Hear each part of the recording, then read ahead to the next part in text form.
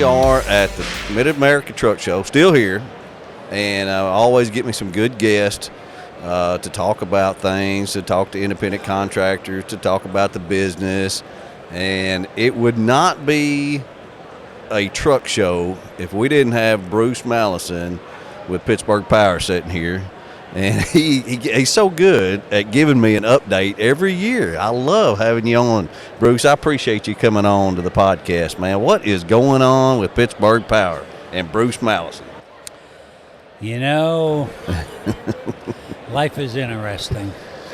I'm 76 years old now.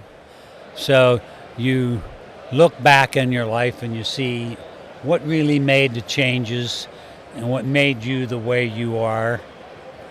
And I think, why am I like I am? Why do I love horsepower and torque? And what made me love engines?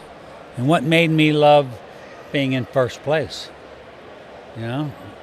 And I think it goes back to back in the 50s when I had my first bicycle. My dad had a one-man furniture store. He had a 1500 series international truck. And he didn't look behind it when he'd get in it to back out the driveway. And I left my bicycle behind the truck. So he got run over. Ugh. So for that Christmas, this was probably 1960, 61, I got a 3-speed English racer with handbrakes. I was the only one in the neighborhood. Everybody else had single-speed Roadmasters. We lived in a valley, very steep. I was the only one that could pedal up the hills. You top of the line. And because I had gears. You know, what did the word gears mean to somebody that's 11 years old, 10, 11 years old? And I had gears. And then I delivered newspapers.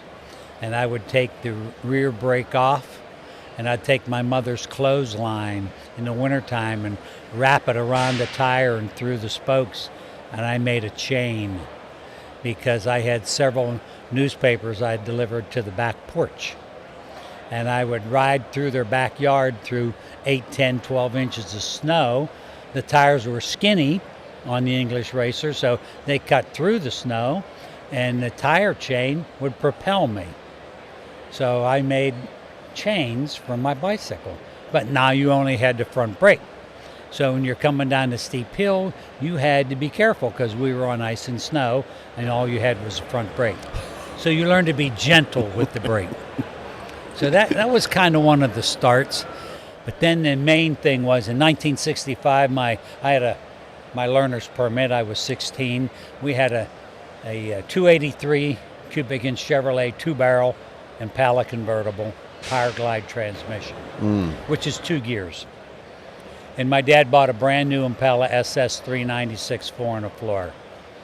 And for a 16-year-old with his learner's permit to go from 195 horse 2-speed to a 4-speed 325 horse with cubic inches, and cubic inches made the torque, I fell in love. I remember letting that clutch out in first gear and rolling into that throttle and grabbing second gear and third gear, and we just shot up the hills, and I was hooked ever since. And so that was kind of the start of what made me the way I am. You know, and everybody has to have a story. Of why are they the way they are? You know, if you take a young man whose dad trucks or his grandfather or uncle trucks, and you take a 4-year-old boy and you take him for a couple-day trip in a semi-truck, he's hooked. Yep. You know, that's all he can think about. Yep. And think about, let's say Dad's driveway is 200 feet long. They live back a couple acres. And Dad comes home in a big shiny conventional, dual stacks, back when we had smoke, Jake brakes. Little 4-year-old Tommy standing in the driveway, you know, his thumbs are in his belt or hands in his pocket. And here comes Dad driving this big monster. It's shiny, it's clean, the dual stacks. Dad blips the throttle, hits the Jake brake. What do you think that does to that 4, 5, 6-year-old boy? Oh, makes an impression right there that he can't never forget. And here's his dad driving the monster. And his dad gets out and picks him up and carries him into the house, or they walk hand in hand. So when they say owner-operators, the market is going to die. They've been saying this for the 48 years I've been doing engines, and I've been in trucking since 1969, and I keep hearing the owner-operators are going to be, they're a dying breed. They are not a dying breed. Look at this show, right? Yeah. Even when we're in a recession, this show is packed. Yeah. And we will always have owner-operators because of the specialty work. We will always have young people because of dad, granddad, or uncle. But here's what's amazing. The kids raised in northern Indiana that are Amish, and their farms are along the Indiana Toll Road, Interstate 80. Okay. And they cling to the fence, and they watch semi-trucks going by every day. A lot of them are my clients now. Several were with the booth this show. Really? And one young man said to his mother, Amish, they're Amish. I want a semi-truck. Why can't I have a semi-truck? The mom wouldn't answer her. Or answer him. Yeah. He's got a semi-truck. Another young man, he was about 40. Parents said, you got to go to college. You got to be something. We don't want you in trucking. He studied Spanish and math, became a Spanish and math teacher. Did it for 4 or 5 years, hated it. He's an owner-operator. Got him a truck. Got him a truck. Central Arkansas Truck and Trailer strives to take care of our owner-operators as quickly and accurately as possible. As a family-owned and operated company, they understand and value the importance of relationships just like we do. That is why Oakley owner-operator Joe Williams continues to return to their shop for service on his truck. I've been with Oakley Trucking for 2 years in this April, first time owner-operator.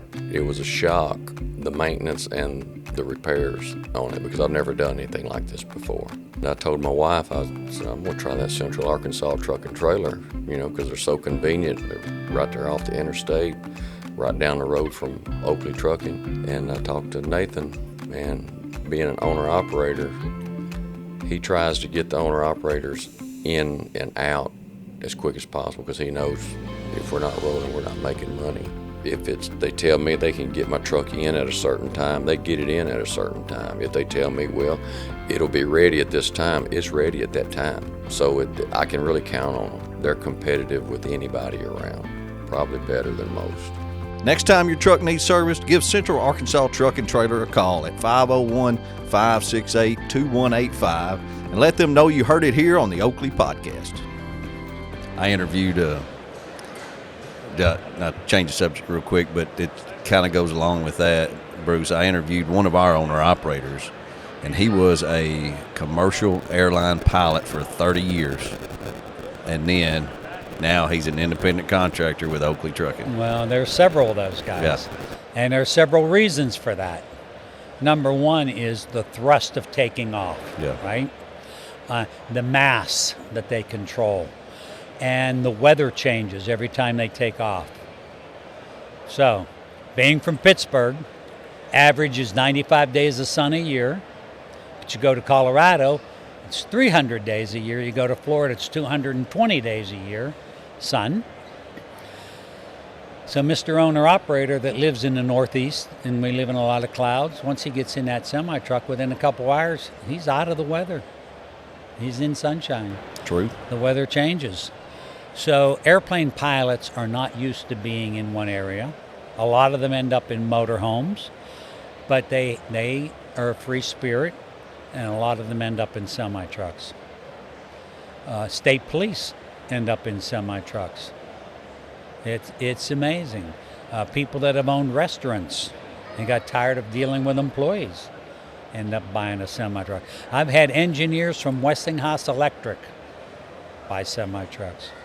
It's amazing. It's just an amazing industry. It is, and the people in it, I mean, you can just go on and on about how many good people. Oh, it's wonderful people. That's why I like to ride motorcycles with them, snowmobile with them. They're just fun. They're just great. Yeah. They're salt of the earth. the farmer, owner, operator, you can't get any better than that. I mean, just great people. Yeah. So, yeah, I thought I would be retired by this age, and I'm semi-retired. I mean, I work from wherever I am. I return calls till 9 o'clock at night. I may be boating in the Gulf of America. I may be boating there, and I come back at 5 o'clock, and there might be 5 phone calls. That's okay. I return the calls till 9 o'clock at night. Hey, I called one guy at 8 o'clock, Punxsutawney, Pennsylvania. Punxsutawney Phil. His wife said he's sleeping.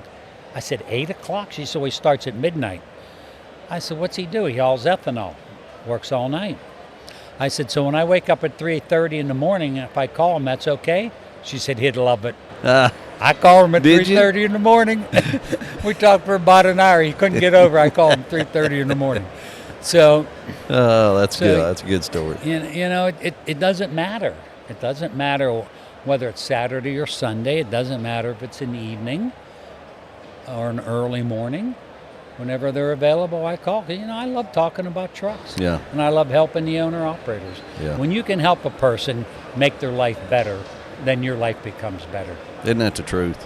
I like that saying because that is. Right. And we should all be trying to help each other be better at what they do. Exactly. Yeah. You know, if we all help each other, we get through life easier. Mm-hmm. You know, years ago, if a truck was on the side of the road, other trucks would stop. We've lost that. Yes, we have. We've lost a lot of the CB radio. We need to get the CB radio back. You can leave it squelched down, but you need to know when there's an accident up ahead. Just like what we saw, 6 weeks ago in that tunnel on Interstate 80 in Wyoming. 23 trucks in a tunnel piled up that's a quarter mile long? Wait a second.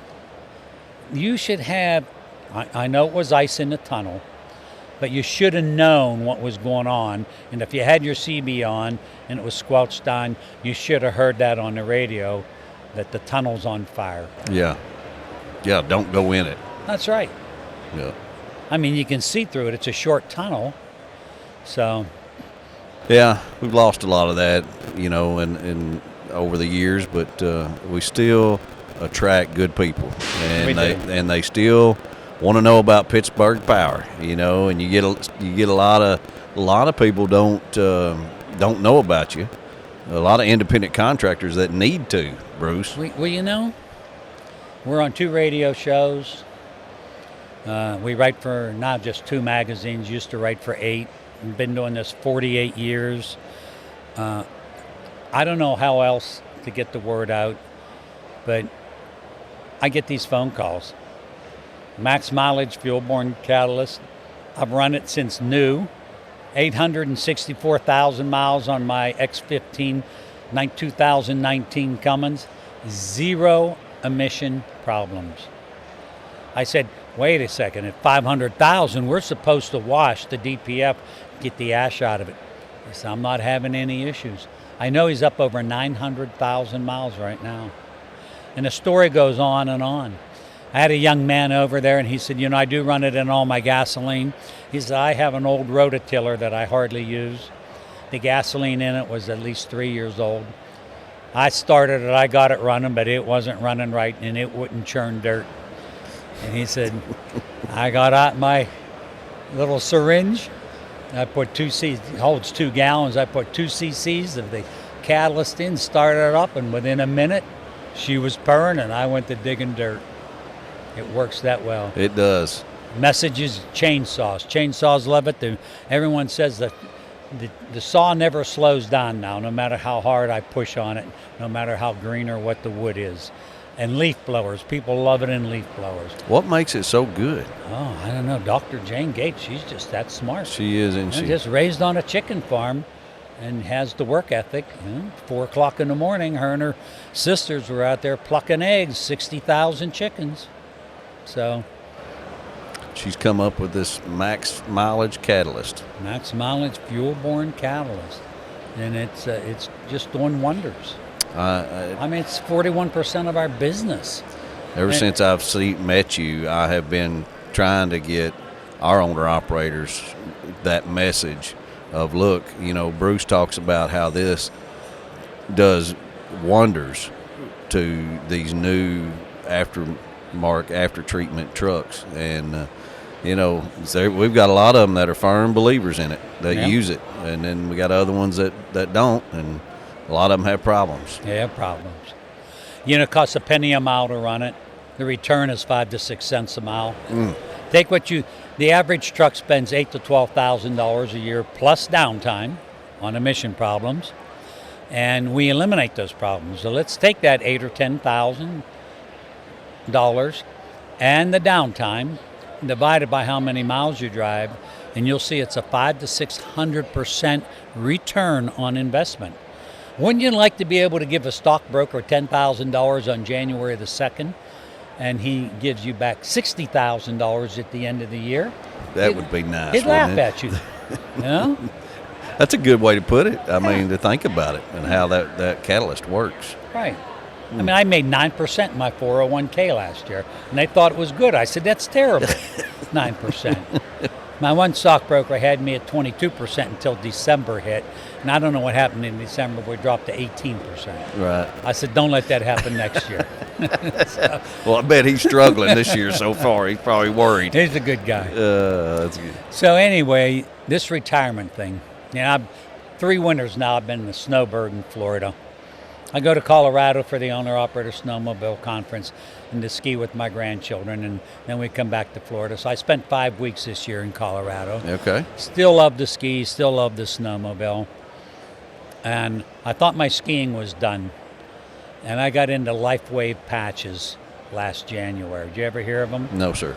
They work transdermal? It works off the heat of the body. I have like 6 or 7 of them on right now. Each patch is about $2.33. So I spend $10 or $12 a day on my body. They were made for the Navy SEALs for energy. But it's amazing. It was July, and 2 of my dealers, Shauna Gray from MD Alignments in South Dakota and Raymond Nast from Nast Garage in Napanee, Indiana. They both called me the same day, and I heard about these patches and helping a guy with cancer. So I'm inquisitive. Yeah. I want to know about this.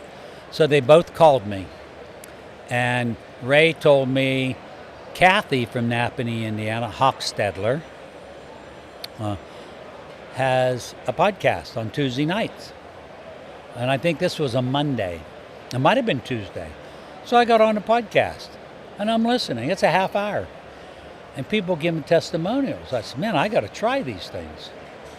So I knew my skiing was suffering at my age. And so I went out this year.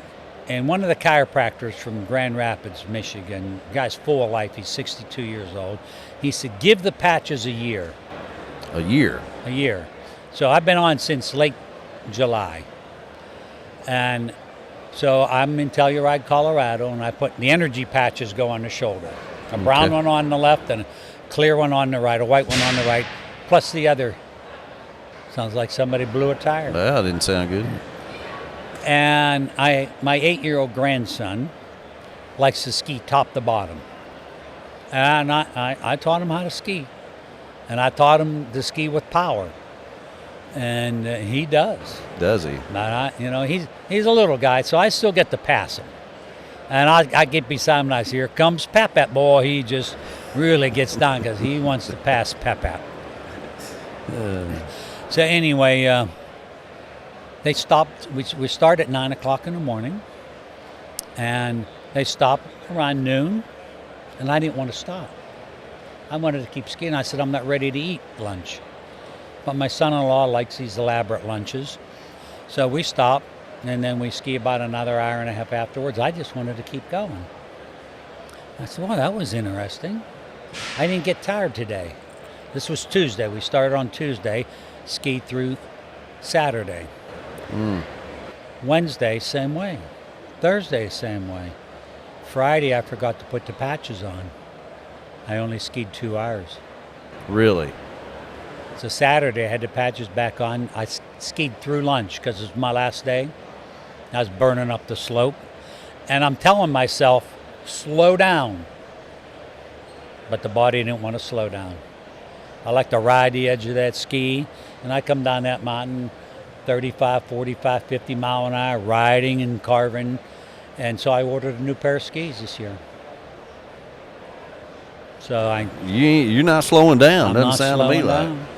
And I bought a new snowmobile last year. We set it up to 200 horsepower. And you bought a case of these patches. Oh, I buy a lot of patches. But you know what the patches, what they really did was they calmed me down. I don't get upset in traffic now, and I don't let little things bother me, so I kind of like it. Huh. I like what they're doing. But What are they called? LifeWave. Life Wave. They were based out of San Diego, but the home office is in Salt Lake. And it's multi-level marketing, so you got to go through a dealer. I didn't go through a dealer the first time. I paid double. I didn't do that again. I called Ray and I said, Ray, I could spend $374 for some of these patches. He said, you're kidding me. Why didn't you call me? It's multi-level marketing. He said, I'll set you up as a dealer. It's half price. But you know, I get impatient sometimes, and when I want something, I want it. Mm-hmm. And I wanted to try it. So I'll try stuff. If you tell me to try something, I'll try it. I can be skeptical on things, but I listen, and I'll ask somebody else about it, but I try. And that's been the success of Pittsburgh Power, is we listen to what our owner-operators want, and we try, and we'll make that change. And somebody might come in with something really off the wall, and I'll say, well, let's sit down and talk about this. Maybe it's not so off the wall. You know, and I hate the word can't. Don't say can't. Right. And don't say we can't do something because we want to do it. And when I was younger, I didn't like second place. You didn't? No, I didn't like second place. When I got into baseball, and I was at church camp, Presbyterian church camp, Camp Lambeck up at Lake Erie, they made me the captain of the softball team. And I thought, oh, don't do that, guys, because I'm going to push you hard. And the barn boys, the guys that were older than us, the tournament was you had to play them, and we beat them. And if you didn't play right, I was in your face, and I wasn't that big. But when you were screwing up and you were on my team, we talked. Because you wanted to win. I wanted to win. And then when I got into drag racing and road, I had the fastest car in high school, 348 Chevy, 3 two-barrel carburetors. Two farm boys gave me these 3 two-barrel carburetor setups and the manifold. They needed rebuilt. I taught myself how to rebuild carburetors, and I did it in my bedroom. I had carburetor cleaner. In your bedroom? My parents were out square dancing. Did you ever hear that, square dancing? Oh, they loved it. They were good at it. And they came home, and the house was filled with carburetor cleaner. Oh, it was pungent. But my dad was a gearhead, so I knew he'd get upset for about 2 minutes, and then he'd come, let me show you how to do this. So I had a great. So it wasn't unusual to see. I had wonderful parents. It wasn't unusual to see a carburetor sitting on the kitchen table. My dad had Harleys when he was younger, Harleys and Indians, and his parents would come home from the furniture store, and he'd have motorcycle parts on the kitchen table. Yeah. So, anyway, you know what do they say? The apple doesn't fall far from the tree, right? It sounds like it. And I even noticed the way my dad would print his R's. My R's are the same now, and things that I do that my dad did. I wish. And what I want to tell young owner-operators, if your dad is mechanically inclined and he's an owner-operator and he's successful, listen to your dad, listen to your uncle, listen to your grandfather. Don't think they don't know. Don't think you know everything when you get out of high school, because you don't. Listen to your elders, because they've been through it. They've done it. And I wish I would have just paid more attention to what Dad would show me. Yeah, that's. I think it's everybody says that, and now that my boys are getting a little bit older, you know, I think they're starting to realize a little bit, because now they'll come back and ask me some questions, Yeah. you know, and I'm like, man, it's finally clicking with them just a little bit. How old are they? 26 and 24. Oh. Well, when my kids were teenagers and something would happen, whether it happened at school or wherever it happened, and I say, now what can we learn from this? Yeah. So my daughter to this day, she's 41, she says, oh, Dad, I remember that. She'll send me cards, Father's Day cards, birthday cards, and of different things that I would say to her. And I collect those cards. Yeah. And so now when we ski together, I taught her how to ski too. We'll ski 6 feet apart, parallel down that mountain.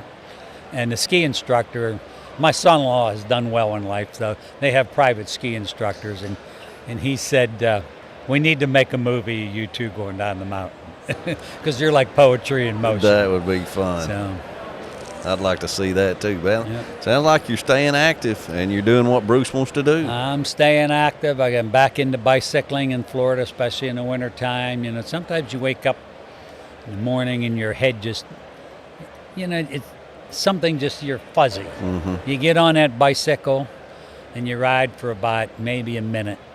And then I put it in the highest gear and I just pedal like hell for about 60 pedals.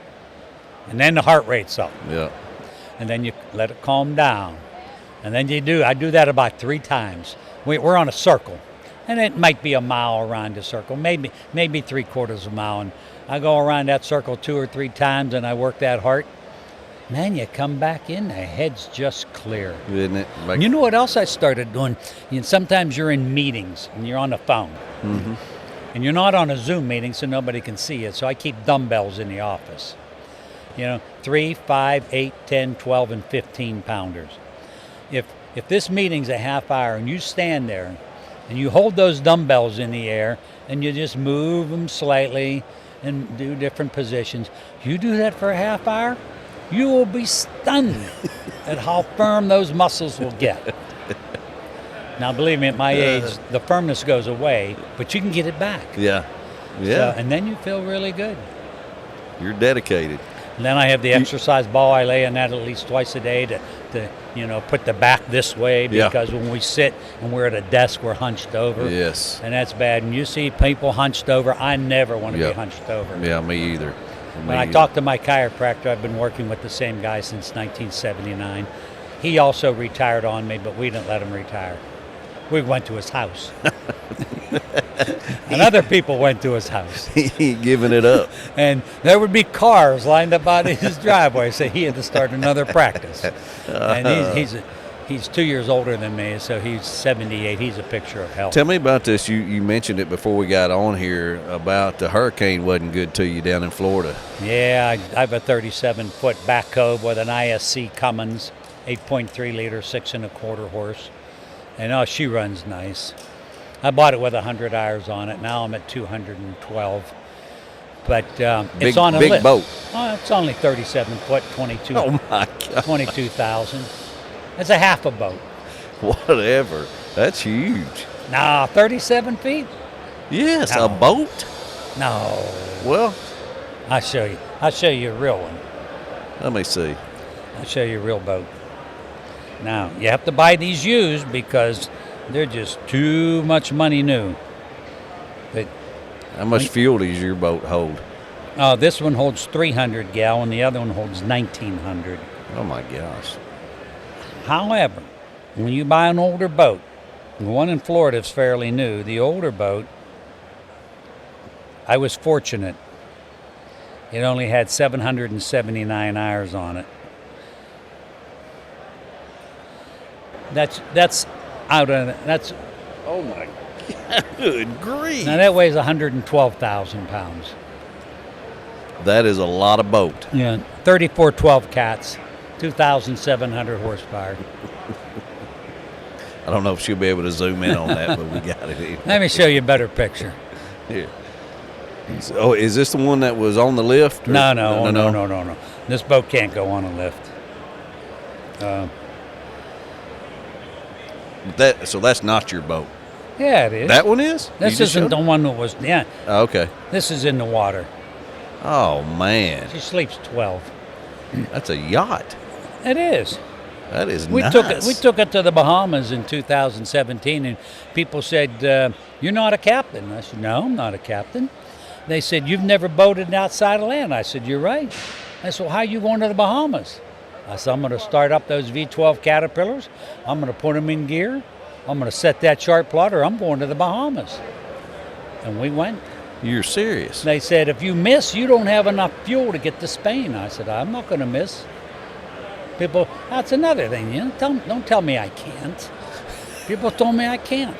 When I bought the first one, it was only 64 feet, but it was in 1984. So I went to the Annapolis Boat Show after I sold my first diesel shop, and we built a new shop. Yeah. I had some money in a checkbook. You never go to a boat show if you're a boater with money in a checkbook. That was in 2014. So it had V12 Detroits, and it was 64 feet. And people know I came from a 19-foot ski nautique. And we boated in the Three Rivers of Pittsburgh, which, you're never outside of land. And people said to me, "How are you going to drive that boat?" The dock slip it was in, you had to back out, make a 90-degree turn back out, spin it 180 degrees, and head out into Chesapeake Bay. And they said, "You came from a ski nautique and you're going into that?" I said, "That's right." They said, "Well, you know how to drive that?" I said, "Well, it's got engines. It's got propellers. I've been boating since 1973. But I had a good teacher." You did. That helps. I have a good friend, Tom Kennedy That was his helps. name. Tom Kennedy quit school in the 8th grade. And he was a Ford fanatic. He's several years older than me. And we water skied together. And he had a 55-foot Burns Craft houseboat with dual 454s. And we'd take it through the locks down the Allegheny River to the point in Pittsburgh, and there would be a regatta going on. Boats everywhere. And Tom would sit there, forward, reverse, no bow thruster. He put that houseboat anywhere he wanted it. And I'd just sit there and I'm watching him. Okay. That was years ago. But that's how you do it. It's a bulldozer, right? Bulldozer doesn't have a steering wheel. It's Yeah. the tracks that turn. Well, a boat with twin screws does the same thing. So Back to the hurricane on so the the boat hurricane. lift. So this was the picture. So during COVID, I'm in Colorado. I got insomnia for 3 days. Didn't sleep. It was horrible. And I told God, if you're going to do this to me, just take me, because I can't live this way. And I can go one night without sleep, but not 3 in a row. So we go to Florida to visit my sister, and it was 82 degrees, January 15th, 4 years ago, and I slept. I said, maybe God's telling me I need an easier lifestyle than being in the snow. And so we found a condo at a marina, and I'm sitting there on the lanai watching boats coming and going for 2 weeks. And just like an owner-operator, if you take an owner-operator out of his truck and you put him in our diesel shop, he will ask every other owner-operator that comes in, what do you have on the trailer?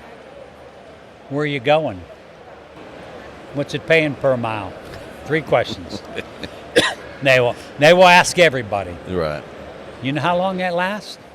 I've tried it 3 times with 3 owner-operators. 2 to 3 weeks. They're back in the truck. You can't take an owner-operator out and put him in a building and have him be in one place like that. It does not work. No, it does not. So I find this 37-footer with a Cummins in it in Rhode Island, had it shipped down. Oh, that's that expensive. $11 a mile. So, Well, it's oversized, I'm sure. yeah, 13.3 wide. Yeah. But that was the picture the morning after the hurricane. I got to get a cough drop here. Yeah, go ahead. Not good. So, Not good at all. guy that helps me. So I'm in this condo for 2 weeks, I got to have a boat. You're tired of watching them come in and out of there. You got to have one. Can't do it. So I get this picture. They said, Bruce, you got some damage. I'm in Maryland. 3 hours. I got everything packed in the pickup truck. Picked up Rudger that helps me and Debbie, and we're on our way to Florida nonstop. We get there 8:30 the next morning. There's no electricity. The back end's still on a lift. I got 6 gallons of salt water in the engine too. Ugh. Because of the waves coming up, going in the exhaust pipe. Through the turbo, took the valve cover off. Number 6 and number 2 exhaust valve are open. So that's how the water got in, but for 6 gallons to get past the rings. So I'll show you some of the damage. That's a hole right in the gunnel. Yep. And bigger hole. Oh man. The propeller was wiped out, the rudder, the inlet strainer. The engine was ruined, I guess. No. No? No, water won't hurt an engine. You pull out the dipstick, you don't even see the water, you see the oil. Because it was only in there for 2 days. I had it out of there in 2 days. So the engine's perfect. Pulled the injectors, siphoned the water out from on top of the pistons, pumped the water out of the oil pan, new oil and filters, and I'll change it again on the first week of May because the boat's going indoor storage with air conditioning now because I'm not messing around with any more hurricanes. I'm done. 3 years in Florida, 3 hurricanes. Oh. Hurricanes continue. I'm out of Florida.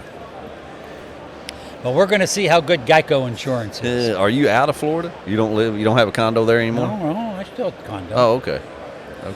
So, Geico insurance, they were out there right away, and they were good. And the lady I'm working with is in Alexandria, Virginia. About 40-minute drive from my place in Maryland. But we're going to see. They're going to get the bill next week. Oh, hadn't got it yet. No, they haven't got the bill. $76,000 to fix it. Wow. Is it already repaired? Oh, yeah. Oh, good. 3 weeks ago. Good. And it's perfect. You know it's going to be perfect. I'm going to make you're it not. perfect. You're not going to have it if it's not. I can tell already. And we changed the color slightly on the hull and made her three shades lighter. And she just runs great. Oh man, what does that say on the back, Miss Deb? Miss Deb, that's my girlfriend's name. All right. So anyway, I'll let you know how Geico does. I'd like to know. I'd like to find that out. Good. So I think the deductible's $16,000. That's good. I'm okay with that. But let's see how the rest is. Yeah. What else you got? I want to tell people, don't retire. Why? In Florida, this was a shock to me.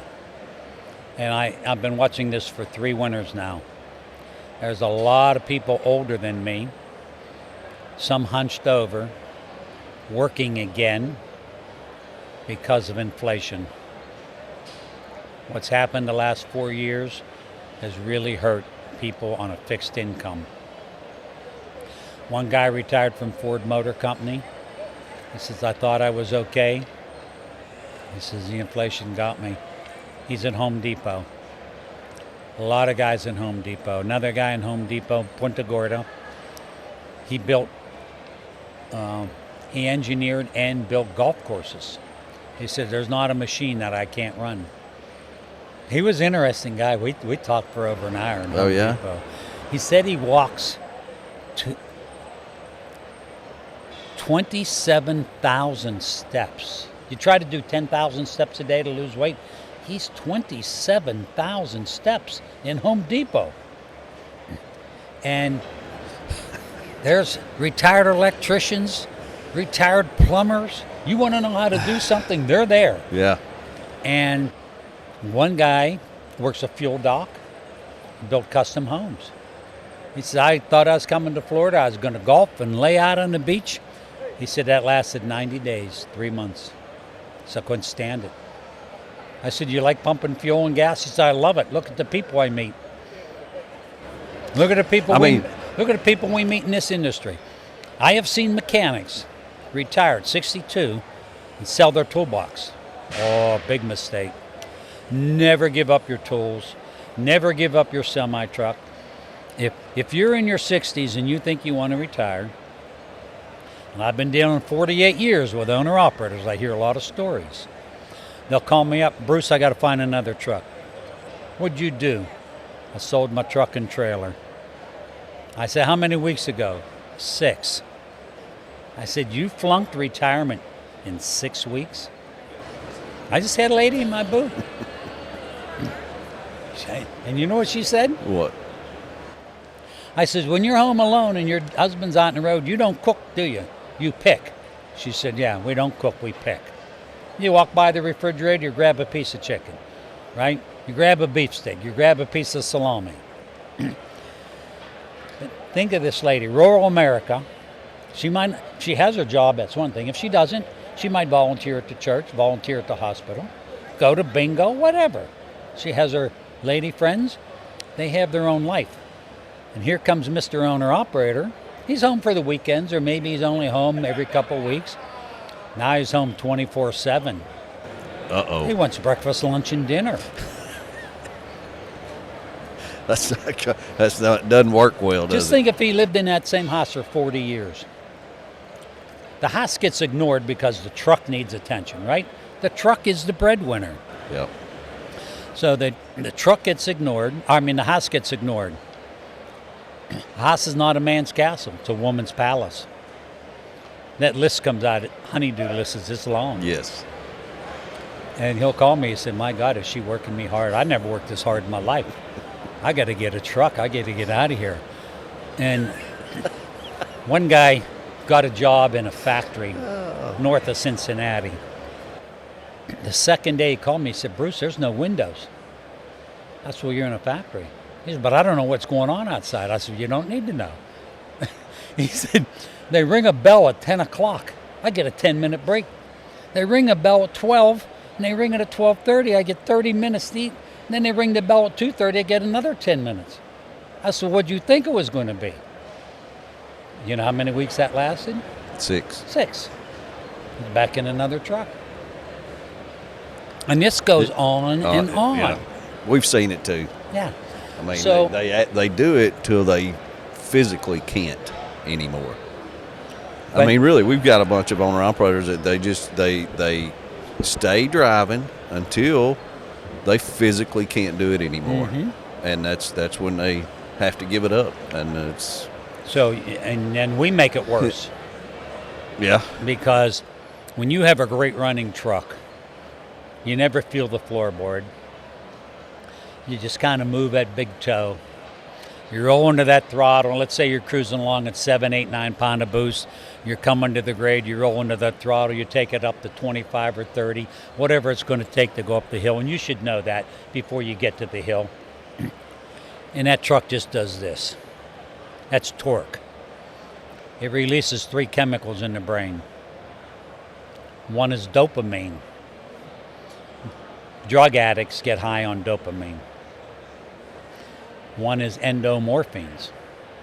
And I don't know where that comes from. And the other is adrenaline. The 3 together are more powerful than cocaine. So what do you think happens? You're addicted to the truck. There's only one way you can get that high. That's a torque high. And you get high on torque. And you get high on the mass and pulling the hill. It's a real thing, isn't it? It's a real thing. Loggers, people in heavy equipment, airplane pilots, owner-operators, don't do well with retirement. So if you think you want to retire and you're 65, 66 years old, and your truck's paid for, trailer's paid for, detail it, change all the fluids. Change in the hubs, the axles, the transmission, the differentials, the engine. Detail it. Make it like you're taking it to the Louisville truck show. Find a place to put it inside. Whether it's a neighbor's barn, If you have to go rent a garage, but take it off your property, get some sheets, sew them together, cover it up. Keep the dust off. Go about your retirement. You might go to Costa Rica. A lot of owner-operators go to Costa Rica. Yeah. And what's that place down by, I'm trying to think of, down by Cancun. Cozumel. They'll go to. I'll think of it. And some go to Florida, and some go to Arizona.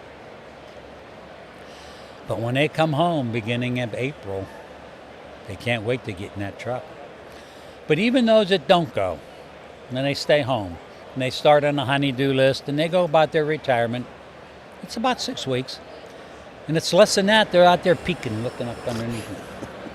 Get it off the property. That truck is more than just a moneymaker. It's freedom. It's your freedom. Look at how many posts you see in Facebook. My morning office view, looking out over the hood of that Kenworth or that Peterbilt. It's usually an A model Kenworth too. Yeah. The Cross brothers, Laverne and Dean Cross, do it a lot. Dean's in a 379, Laverne's in an A model. The sun's rising, my morning view, no traffic, open road ahead. I mean, it doesn't get any better. It's addictive. I see it all the time, and thank goodness we've got some good ones that are out there, and they keep doing it, because that old school owner-operator, we've got a lot of those at Oakley, and those guys are super, super good human beings. They take care of each other. I mean, they take care of Oakley for sure. So, at Aero Truck Sales in Springfield, Missouri, they take the hassle out of buying and selling semi-trucks. No matter the manufacturer, the style of cab, or the type of engine under the hood, they can make you a fair offer on your semi-truck with no games or gimmicks. They carry trucks from all the major manufacturers in the trucking industry and perform a thorough inspection of every truck on their lot to ensure safety and quality and give you confidence that you're getting a reliable truck that will last you for years at a price that you can afford. Aero has partnered with Oakley Trucking and the Oakley Podcast for years and are proud to provide our owner-operators with trucks that meet Oakley's qualifications and each owner-operator's specific needs. So whether you're a first-time owner-operator or just looking for a change of scenery, give Keith Wilson a call at 573-216-6047 and let them know you heard it here on the Oakley Podcast. Bruce, I'm going to have to get out of here. Oh, no, I got one more thing I got to talk to you about. Well, tell me then. All right. He's demanding. Yep. Persistent. Never give up. I read a story about a guy, and he sold campers, and he got caught in the state of Washington in a pickup truck with a sliding camper, and he went down a road that was being closed because of snow, and he slid off the road. He kept a journal. He lived for 66 days, and then his body was done. He had no food. I'm sure he melted snow. Left rear tire was in a ditch, and he died. But I got to hear about this journal at a snowmobile conference. So if we can live for 66 days, and people usually have enough food in their house, they could make it 2, 3, 4 weeks. Now, if you're a farmer and you'll make it longer. But if these trucks stop today, how many days do we have? Life is fragile. Do we have 90 days? Grocery stores will be empty. Average large city has 3.5 days supply of food. You get on Interstate 80 and look at the reefers going to New York City on Sunday afternoon. It's just reefer after reefer crossing Pennsylvania, going to New Jersey and New York. Yeah. The general public doesn't realize how important these trucks are. I agree. Look at what happened in the pandemic. Toilet paper, paper towels, water. We couldn't get bottled water. Just think if they stopped today. It would be mass chaos. I mean, And the people that live in the farms and that can plant They will survive. The rest of us are dead. We're gone. 90 days or less. That's a way to put it in perspective. You really have to think about how great this industry is, this trucking industry. I'm going to leave you with two other things. Okay. I heard this years ago. From the time a raw material comes out of the ground until it's a finished product in a store to be purchased, it's been on a semi-truck a minimum of 7 times. Think about that. Think about a farm in the Midwest. What's it take to plow the field, to plant the field, to cultivate the field, to harvest the field, to take the grain, the corn, the soybeans to the grain elevator, and then from the grain elevator to where it's going to be made into something, and then from there to the food warehouse to the grocery store. Average 7 times. 7 times. And the cost of a good sold, these chairs we're sitting in. Let's say this chair was $1,000. It's only worth $250 in materials and labor. $750 was transportation. From the time everything was a raw material till it got to where it was going to be manufactured until it got to the store to be purchased. 75% of the cost of a good sold is transportation. The general public needs to know this stuff. Yeah. We need to be on the 6 o'clock news, the 10 o'clock news. Instead of hearing all the other BS we have to hear, we need to have stuff about this great industry. I agree. It is a great industry. I mean, and it's It's a wonderful industry with wonderful people. and necessity. And I tell people I'm going to hang in so long as Trump's president. When Trump retires, I'll retire. You're retiring with Trump. That's I it. got 4 more years. Well, good. Well, I'm glad you're still doing it. Thank you. I'm glad you come to this and come on to my podcast once a year. I think it's great. All my listeners love it. Owner-operators love it. Love to hear you always get a lot of comments and stuff. So I need to pass them along if we get questions about some things. So Sure. pass it to you. You know, I love talking trucks. I love it. All Bruce? they have to do is call the shop, leave a message with Kathy, say I need to talk to Bruce, and if I'm in one of my offices, the phone will ring, I answer it. If you get voicemail, just leave me a message with your name and your phone number and what your question is, and I'll call you back. And I'll call till 9 o'clock at night. And if you say, you can call me at 3 o'clock in the morning, and your chances are you're going to hear from me. You'll do it, won't you? I love talking trucks. We need more Bruce Mallisons in this world. I can tell you that, people. Hey, all my listeners out there to the Oakley Podcast, I really appreciate y'all listening and tuning in every week. I sure try to give you some good content like Bruce Mallinson, Pittsburgh Power. I recommend you look them up. What's the website, Bruce? PittsburghPower.com. Okay, and check them out. Give him a call, ask him all kinds of questions. Just a little insight into his life and his story at Pittsburgh Power. Appreciate y'all listening. We'll talk to you next week.